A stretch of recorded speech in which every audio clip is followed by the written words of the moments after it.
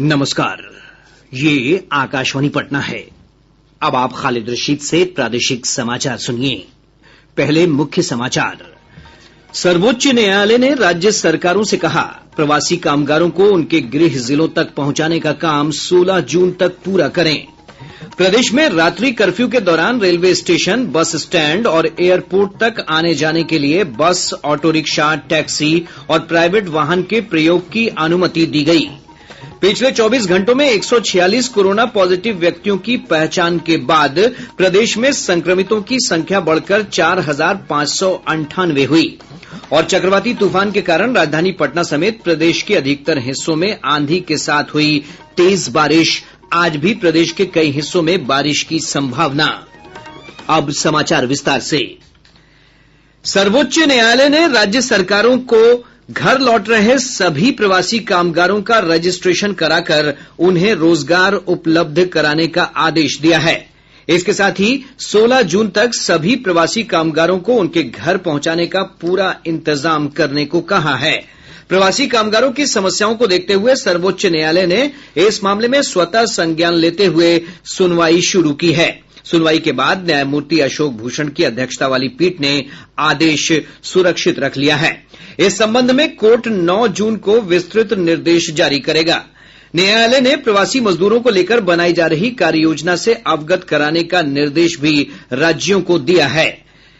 उधर केंद्र सरकार ने सुनवाई के दौरान कहा कि 1 मई से 3 जून के बीच 4,270 विशेष श्रमिक ट्रेनों के माध्यम से 1 करोड़ से अधिक कामगारों को उनके गृह राज्य पहुंचाया गया है। केंद्र सरकार ने कहा कि 90% से अधिक इच्छुक प्रवासी कामगार अपने घर पहुंच चुके हैं। वहीं बिहार के करीब 28 लाख कामगार अपने घर लौट चुके हैं।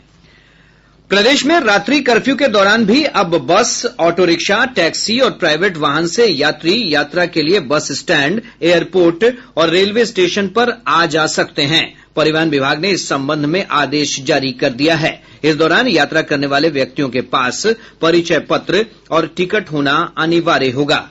गौरतलब है कि लॉकडाउन के 5वें चरण में 30 जून तक रात्रि 9 बजे से सुबह 5 बजे तक आम वाहनों की आवाजाही पर रोक है। इधर केंद्रीय स्वास्थ्य मंत्रालय ने धार्मिक स्थलों, होटलों, रेस्तरां, शॉपिंग मॉल, आतिथ्य सत्कार सेवाओं और कार्यस्थलों के लिए मानक संचालन प्रक्रिया SOP जारी की है। इसका उद्देश्य कोविड-19 से बचाव के लिए सुरक्षा उपायों का पालन करते हुए सुरक्षित दूरी बनाए रखना है। एक रिपोर्ट।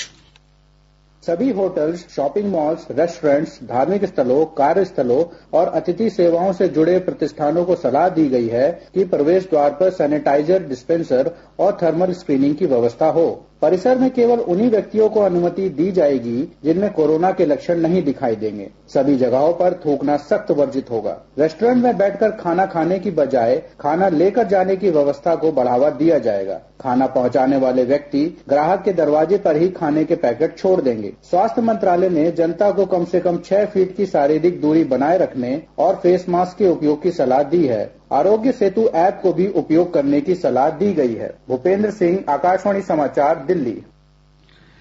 प्रदेश में पिछले 24 घंटों में 146 लोगों के कोरोना पॉजिटिव होने की पुष्टि के बाद संक्रमित व्यक्तियों की संख्या बढ़कर 4,598 हो गई है। वहीं अररिया में एक व्यक्ति की मौत के साथ कोरोना से मरने वालों की संख्या 30 तक पहुंच गई है। स्वास्थ्य विभाग के अनुसार अब तक 2,233 कोरोना मरीज स्वस्थ हो चुके हैं। पिछले 24 घंटों में 113 कोरोना मरीज स्वस्थ हुए हैं, जिन्हें डॉक्टरों की सलाह पर अस्पताल से छुट्टी दे दी गई। इन्हें होम क्वारंटीन में रहने का निर्देश दिया गया है।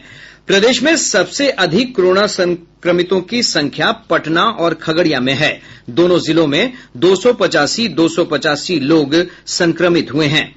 स्वास्थ्य विभाग के सचिव लोकेश कुमार सिंह ने बताया कि अब तक जो मामले सामने आए हैं उनमें से 74% से अधिक मामले प्रवासी लोगों के हैं। उन्होंने बताया कि बाहर से आए 3,369 लोग पॉजिटिव पाए गए हैं। दिल्ली से लौटे 795, महाराष्ट्र से लौटे 778 और गुजरात से लौटे 538 प्रवासी कामगारों को कोरोना संक्रमित पाया गया है। इस बीच स्वास्थ्य मंत्री मंगल पांडेय ने कहा है कि 15 जून से सभी जिलों में कोरोना जांच की सुविधा उपलब्ध हो जाएगी। उन्होंने कहा कि प्रदेश में कोरोना संक्रमितों की बढ़ती संख्या को देखते हुए जांच के कार्य में तेजी लाई जा रही है। श्री पांडेय ने कहा कि फिलहाल आरटी-पीसीआर, सीवी नेट मशीन और ट्रूनेट मशीन से 26 केंद्रों पर जांच हो रही है। केंद्रीय स्वास्थ्य मंत्रालय की ओर से जारी बुलेटिन के अनुसार देश में कोविड-19 महामारी से संक्रमित लोगों की संख्या बढ़कर 2,36,000 से अधिक हो गई है। वहीं इस महामारी से अब तक 6,642 लोगों की मृत्यु हुई है, जबकि 1,14,073 लोग स्वस्थ हो चुके हैं। वंदे भारत मिशन के तहत विदेशों में फंसे 166 भारतीय नागरिक गया एयरपोर्ट पहुंचे। ये लोग कोरोना महामारी के कारण फंस गए थे। सभी यात्री बिहार के विभिन्न क्षेत्रों से हैं। इन यात्रियों का तापमान जांचने के बाद बोधगया के विभिन्न होटलों में इन्हें क्वारंटीन के लिए भेज दिया गया है। होटलों की व्यवस्था राज्य सरकार ने की है। इस बीच कुवैत से पहले लौटे 300 लोग होटलों में क्वारंटीन की अवधि पूरी होने के बाद घर भेज दिए गए हैं। केंद्रीय वित्त मंत्रालय ने मार्च 2021 तक नई केंद्रीय योजनाओं के शुरू करने पर रोक लगा दी है। प्रधानमंत्री गरीब कल्याण योजना और आत्मनिर्भर भारत से जुड़ी योजनाओं पर इस दौरान कोई रोक नहीं होगी। मंत्रालय ने कोरोना संकट को देखते हुए यह निर्णय लिया है। वित्त मंत्रालय के व्यय विभाग ने इसे अपनी सैद्धांतिक मंजूरी प्रदान कर दी है। शिक्षा विभाग प्रवासी कामगारों के बच्चों को शिक्षा उपलब्ध कराने के लिए स्कूलों में उनका नामांकन करवाएगा। इसके लिए 28,000 टोला सेवकों की मदद ली जाएगी। शिक्षा विभाग के सूत्रों ने बताया कि ऐसे बच्चों की पहचान के लिए प्राथमिक, माध्यमिक, जन शिक्षा निदेशालय, बिहार शिक्षा परियोजना परिषद, सभी जिला शिक्षा प्रशासन, स्कूलों के प्रधानाध्यापक और शिक्षकों को लगाया जाएगा। विभाग ने कहा कि प्रवासी कामगारों के बच्चों का सरकारी स्कूल में नामांकन बिना किसी कागजात के होगा। उधर प्रदेश में प्रवासी कामगारों के लिए मनरेगा और राज्य सरकार की अन्य योजनाओं के तहत 5 करोड़ श्रम दिवस सृजित किए गए हैं। सूचना और जनसंपर्क विभाग के सचिव अनुपम कुमार ने कहा कि प्रदेश में रोजगार के अवसर बढ़ाने पर विशेष ध्यान दिया जा रहा है और ऐसे कार्यों की लगातार निगरानी की जा रही है। प्रादेशिक समाचार आप आकाशवाणी पटना से सुन रहे हैं। कोशिकीय और आणविक जीव विज्ञान केंद्र के निदेशक डॉक्टर राकेश मिश्रा ने कोविड-19 की रोकथाम के लिए टीका विकसित करने के उद्देश्य से प्रयोगशालाओं में इसके परीक्षण के महत्व पर जोर दिया है। लैब को सेल कल्चर सिस्टम जो होता है, उसके जो सेल्स हम लैब में ग्रो करते हैं लेबोरेटरी कंडीशन के अंदर, उसमें हम अब वायरस इन्फेक्ट करके और ज्यादा मात्रा में वायरस बना सकते हैं। तो हमने शुरू किया, उसके बहुत सारे उपयोग होते हैं। जैसे उससे का एक चीज ये होती है कि हम ज्यादा वायरस बना के उसको वैक्सीन की तरह इस्तेमाल कर सकते हैं, इनएक्टिवेट करके, या जो हमारे सेल्स हैं जिसमें वायरस ग्रो हो रहा है उसको हम कोई नया ड्रग हुआ या कोई नया पदार्थ हुआ जो पेड़ से निकला है या किसी और वनस्पति से निकला है, तो उसका अगर कोई एंटी कोविड-19 या कोविड-19 की दवा के रूप में इस्तेमाल हो सकता है क्या, तो उसको हम टेस्ट कर सकते हैं। लॉकडाउन की अवधि में सरकार की विभिन्न कल्याणकारी योजनाओं से राज्य के लोगों को काफी राहत मिली है। सहरसा और वैशाली जिले के लाभार्थियों ने आकाशवाणी से बातचीत में इस सहायता के लिए सरकार का आभार जताया है।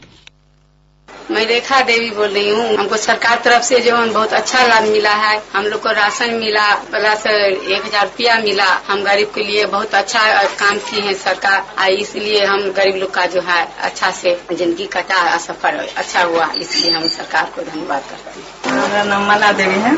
हम लोग को प्रधानमंत्री योजना गैस सिलेंडर मिला है। उसके बाद लॉकडाउन में पैसा भी फ्री मिला है 2 महीना का। मेरा नाम भारत भूषण चौधरी है, डीबू चौली के रहने वाला हूँ। प्रधानमंत्री योजना के तहत से हमको 2,000 रुपए का 3 बार आ गया है। इसके लिए मैं प्रधानमंत्री और बिहार सरकार नीतीश कुमार को बहुत बहुत धन्यवाद देता हूँ। केंद्रीय गृह मंत्री अमित शाह कल डिजिटल माध्यम से बिहार जनसंवाद कार्यक्रम के तहत प्रदेश के लोगों को संबोधित करेंगे। इसके लिए पार्टी की ओर से व्यापक तैयारी की जा रही है और 200 स्थानों पर टीवी और एलईडी स्क्रीन लगाए जा रहे हैं। भाजपा के बिहार प्रभारी और सांसद भूपेंद्र यादव ने कहा कि श्री शाह पार्टी कार्यकर्ताओं को केंद्र सरकार की कल्याणकारी योजनाओं और पार्टी की नीतियों से अवगत कराएंगे। माना जा रहा है कि इसके साथ ही भाजपा प्रदेश में विधानसभा चुनाव की तैयारियों में जुट जाएगी। चक्रवाती तूफान निसर्ग के प्रभाव के चलते राजधानी पटना समेत प्रदेश के अधिकतर हिस्सों में तेज हवा के साथ मध्यम से भारी बारिश हुई है। मौसम विभाग के अनुसार सबसे अधिक 91.2 मिलीमीटर बारिश छपरा में रिकॉर्ड की गई। पटना में 62.5 मिलीमीटर, दरभंगा में 40 मिलीमीटर, सुपौल में 33 मिलीमीटर और डिहरी में 20 मिलीमीटर बारिश दर्ज की गई है। पटना मौसम विज्ञान केंद्र के वरिष्ठ वैज्ञानिक संजय कुमार ने बताया कि अरब सागर में उठा तूफान समाप्त हो गया है, लेकिन उससे बने कम दबाव के क्षेत्र के कारण बिहार और पूर्वी उत्तर प्रदेश में बारिश की संभावना बनी हुई है। आज भी दक्षिण पश्चिम बिहार को छोड़कर कई स्थानों पर बारिश हो सकती है। पटना और आसपास के इलाकों में बादल छाये रहेंगे। बारिश के कारण राजधानी पटना के तापमान में लगभग 9 डिग्री सेल्सियस की गिरावट दर्ज की गई है। मौसम विभाग के अनुसार मध्य प्रदेश के ऊपर बना हवा के निम्न दबाव का क्षेत्र अब कमजोर होने लगा है। इसके साथ ही साइक्लोनिक सर्कुलेशन धीरे धीरे ऊपर की ओर बढ़ रहा है, जिसके कारण कल से मौसम साफ होने की संभावना है। इधर राजधानी पटना में तेज बारिश के कारण राजेंद्र नगर, कंकड़बाग समेत कई इलाकों में जल जमाव की स्थिति उत्पन्न हो गई है। कोरोना के लिए बने नोडल अस्पताल एनएमसीएच के मेडिसिन विभाग में पानी प्रवेश कर गया है। पटना साहिब के स्थानीय सांसद और केंद्रीय मंत्री रविशंकर प्रसाद ने पटना शहर के विधायकों, नगर निगम और बुडको के अधिकारियों के साथ बातचीत की।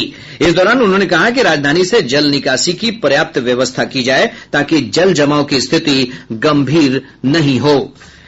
केंद्रीय आयुष मंत्रालय ने अंतर्राष्ट्रीय योग दिवस के मौके पर 21 जून को अपने घर में ही लोगों से योग करने की अपील की है।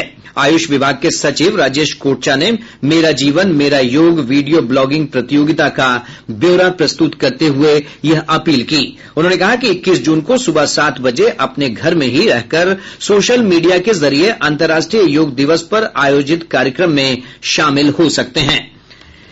एईएस के बेहतर इलाज के लिए केंद्र की सहायता से मुजफ्फरपुर के एसकेएमसीएच में देश का पहला बाल गहन चिकित्सा यूनिट बनकर तैयार हो गया है। 100 बेड वाले इस बाल पीआईसीयू का उद्घाटन मुख्यमंत्री नीतीश कुमार आज करेंगे।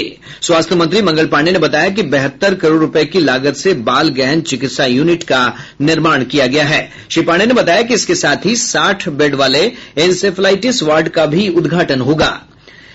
मुख्यमंत्री वीडियो कॉन्फ्रेंसिंग के जरिए ही मधुबनी जिले के झंझारपुर में सरकारी मेडिकल कॉलेज अस्पताल के निर्माण कार्य की शुरूआत करेंगे। मुजफ्फरपुर जिले के तुर्की थाना क्षेत्र अंतर्गत पुलिस ने छापेमारी कर एक मिनी गन फैक्ट्री का उद्भेदन किया है। छापेमारी में 900 से अधिक तैयार और अर्धनिर्मित पिस्तौल, राइफल जब्त किए गए हैं। इस मामले में संचालक विपिन बिहारी चौधरी सहित 3 लोगों को गिरफ्तार किया गया है। अब पटना से प्रकाशित प्रमुख समाचार पत्रों की सुर्खियां। आज के सभी समाचार पत्रों ने अलग अलग खबरों को अपनी सुर्खी बनाया है। हिन्दुस्तान ने पटना उच्च न्यायालय के निर्णय को सुर्खी बनाते हुए लिखा है, स्कूल फीस मामले में स्कूलों को राहत नहीं। इसी अखबार ने कोरोना को लेकर बढ़ते अंधविश्वास और हो रही पूजा अर्चना से जुड़ी घटनाओं पर अपनी विशेष खबर का शीर्षक लगाया है, डर और अंधविश्वास ने कोरोना को बनाया माई। दैनिक जागरण ने टीवी चैनलों के माध्यम से स्कूलों की पढ़ाई से जुड़ी खबर का शीर्षक बनाया है, डेडिकेटेड टीवी चैनल पर होगी बिहार बोर्ड की पढ़ाई। दैनिक भास्कर ने देश भर में कोरोना के बढ़ते मामलों से जुड़ी खबर का शीर्षक लगाया है, एक दिन में सबसे ज्यादा 10,693 मरीज, 334 मौतें।